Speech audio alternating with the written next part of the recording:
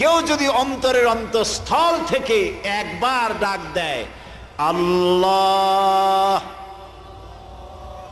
আল্লাহ রাব্বুল আলামিন তিনি বলেন, আস্তে বলে শুনতে পাই, জোরে বললে শুনতে পাই, মনে মনে ডাকলে তাও আমি শুনতে পাই। ওয়া নাহনু আকরাবু ইলাইহি মিন হাবলিল ওয়ারিদ। তোমার যে ঘাড়, যে ঘাড়ের উপরে তোমার মাথাটা বসানো, এই ঘাড়ের চাইতেও আমি আল্লাহ তোমার বেশি নিকটে। সুবহানাল্লাহ।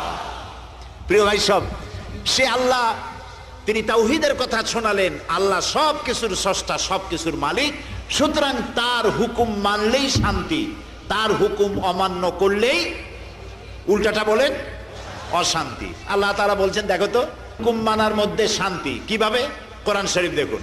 আল্লাহ রাব্বুল আলামিন বলেন, আফা গায়রা দীনিল্লাহি ইয়াবগুন ওয়া লাহু আসলামা মান ফিস সামাওয়াতি ওয়াল আরদি তাওয়া